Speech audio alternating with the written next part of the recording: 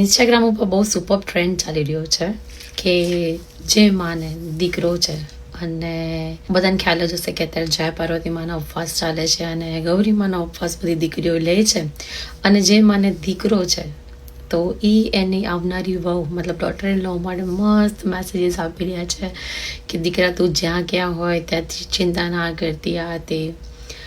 મને ટ્રેન્ડ બહુ જ ગમ્યો છે અને it's not about to follow the trend but મને એવું છે કે હું પણ ક્યાંક મારા શિવરાજ માટે આ વિડીયો બનાવું. જ્યારે એ મોટો થશે ત્યારે આ વિડીયો જોઈને મે બી એ લિટલ સ્માઇલ હશે એના ફેસ ઉપર. હજી બહુ this is very early stage two think about this but still he is just 5.5 month. But મને એ પણ શ્યોર નથી કે શિવરાજનું જીવનસાથી એ ભારતથી ઇમ્પોર્ટ કરશે કે વિદેશી. સો ઇવન દો મારે પણ એક શિવરાજની વાઇફ ફ્યુચર વાઇફ અથવા તો મારી daughter in law future daughter in law માટે જો મારે મેસેજ આપવો હોય, જો ઇન કેસ મારો દીકરો કહે કે ના મમ્મા મારે તો લાવી છે તો રોટલી શાક બનાવવા આવડે એવી જ લાવી છે તો જો દીકરા I will be your modern mother in law. તું જમવાનું નહીં બનાવ ને તોય ચાલશે. તારી આ સાસુ ફ્યુચર સાસુને એટલી ક્ષમતા તો છે કે એટલું ભેગું કરી રાખશે કે તું અને મારો દીકરો શાંતિથી જીવનને એન્જોય કરી શકશો. બરાબર છે, કાંઈ ભેગું કરવાની જરૂરત નહીં પડે. તારી માએ મતલબ તારી સાસુએ તમારી માટે ઘર લીધેલું હશે, ગાડી લીધેલી હશે, બેંક બેલેન્સ કરીને આપી ગઈ હશે. તો આ બધા જો તું ઉપવાસ લેવાની હોય બેટા તો કોઈ જરૂરત નથી. કારણ કે કહેવાય છે કે જો તમે સોમવાર કરો અથવા તો કહીને ઉપવાસો કરો, બરાબર છે, હા જો તારી ઈચ્છાથી તું કરતી હોય તો ઇટ્સ ઓકે બટ કરવું જ પડે.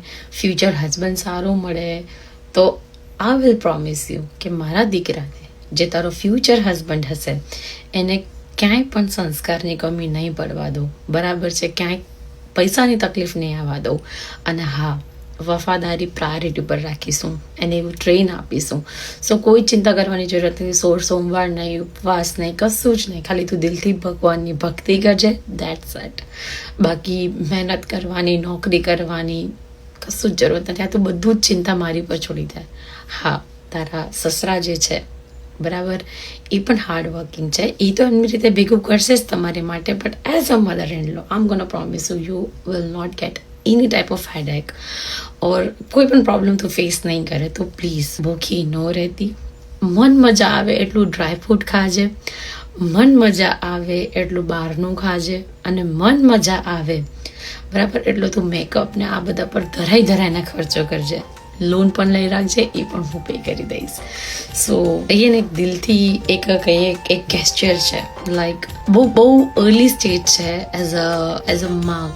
ફિલિંગ કંઈક અલગ છે કે ભગવાને મને દીકરો દીધો છે પણ હા મને એટલું શ્યોર છે કે મારી દીકરી બરાબર, હું વહુ તો નહીં કહું પણ મારી દીકરીની જ્યાં પણ ક્યાંય પરવરિશ થઈ રહી છે એ ધી બેસ્ટ રીતે થઈ રહી છે.